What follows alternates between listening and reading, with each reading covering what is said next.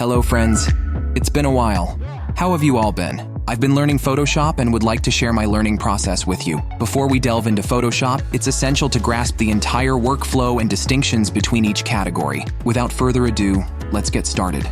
We're all familiar with Photoshop, a program designed for photo editing, created by Adobe with a rich history. But the real question is, why do we use Photoshop, and what aspects of a photo should we edit? It all begins with the camera. Cameras serve various purposes. Many people overlook this, especially with the availability of stock footage websites like Motion Array, where shooting with a camera isn't always necessary for video editing and YouTube activities. So this aspect often gets overlooked. There's a subject called photography that teaches how to capture good photos with a camera. It covers camera principles, various photo types, and more. For instance, beyond typical portraits, there are landscapes and creatively enlarged photos. In this subject, you learn about shutter speed, aperture, and focal length, valuable not just for photos, but also for video editing. If your goal is to shoot quality videos with a camera, that falls under videography. This field covers similar content to photography, along with utilizing camera features to craft creative videos. A term worth noting is FPS, which stands for frames per second, allowing you to create fast or slow motion videos. I'm explaining this because these are the basics of digital art. When God created the world, it was like his masterpiece, crafted perfectly. We might not always notice it because we're used to seeing it, but each part is naturally perfect and attractive. We use a camera to capture these elements and create art. That's why we learn Photoshop. The crucial thing to note is that Photoshop is post-production, so post-production is the keyword here. In other words, the photo is in its finished state, and we use Photoshop for enhancements like color, shadow, lights, and more.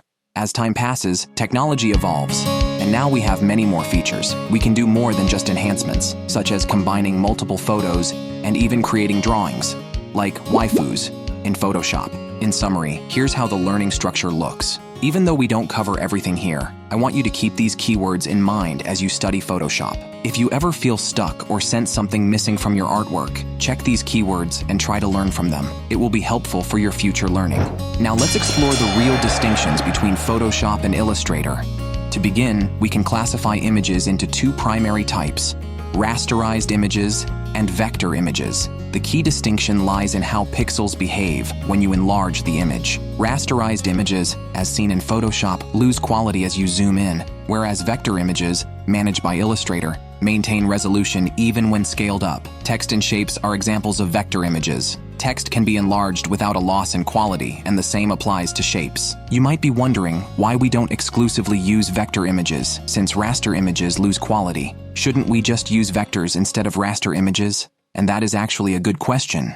However, rasterized images, particularly in Photoshop, are still widely used because they offer more versatility for editing. If you want to incorporate colors or create intricate designs, you often need to convert vector images to raster images. Photoshop provides functions for this purpose, which we use quite a lot. Nowadays, technology has advanced, making it easier to transform vector images into rasterized ones and vice versa, blurring the distinctions between Photoshop and Illustrator. This will become much clearer as we learn both software. As for practical uses, I often use Photoshop for creating YouTube thumbnails, but depending on your needs, it can be used for things like advertising posters or digital painting, including drawing animated characters. Illustrator shines when you need to enlarge images without losing resolution, especially in motion graphics, where shapes need to change frequently and be animated. In summary, if you want to create motion graphics, Illustrator is handy. It's also used for infographic creation, summarizing information on a single sheet using graphs and tables. Mastering these programs isn't difficult, it just requires practice. Photoshop especially benefits from a problem-solving and hands-on approach. I plan to teach both theory and practice, alternating between the two. Basically, these two programs go hand in hand, and the best way to get the hang of them is by diving in and trying things out. So, let's kick things off with Photoshop, and if the chance comes up, we'll dive into Illustrator later in the future. Finally, let's talk about donations on this channel. If you're not interested, you can skip from this point. I'm passionate about providing free education. I've always held the belief in the value of education, but lately, I find myself expressing regret that education seems to have transformed into a business. It feels like education is no longer about learning. It has become a means of making money. Perhaps I'm the only one who feels this way. Who knows? But one thing is clear. It's just not the same education that I desired the most. My original goal was simple. I wanted to create educational YouTube videos, monetizing the channel through Google AdSense to ensure that everyone could access educational content for free. However, reality took a different turn, and instead of earning from YouTube, I ended up paying them. But don't worry, your concerns are unnecessary. Regardless of the outcome, I will always maintain this channel as a space where learning is easy and enjoyable for everyone. For education to be enjoyable, it must be accessible to all, especially children. However, education has recently become more about money than serving people. I've personally experienced that even people eager to learn have had to stop due to financial burdens. Education is crucial for both children and adults. Therefore, my goal is to make learning easy for everyone. Starting with my own learning journey, the money you contribute will mostly go toward my educational expenses and channel operation costs. Sometimes you may hear famous individuals saying, "I learned everything on YouTube," or "YouTube has everything." However, this isn't entirely true.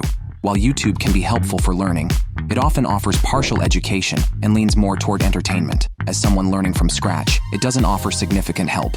As a result, there are many inefficient educational videos on the platform which remind me of my university professor's lectures. In any case, I aim to make education easy to understand and quickly learnable for everyone. The educational videos I've created so far cover Premiere Pro and music theory. Especially with music theory, I believe it's very well made. As those who have studied it know, music theory is quite challenging. Yet I invested 3 months in creating videos that allow you to learn music theory in just one day. If you haven't checked them out, please do. And if you appreciate the content, your support is welcomed. I'll include the donation link in the comments and description. That's it. From the next video onwards, we'll dive into Photoshop. See you next time. Bye-bye.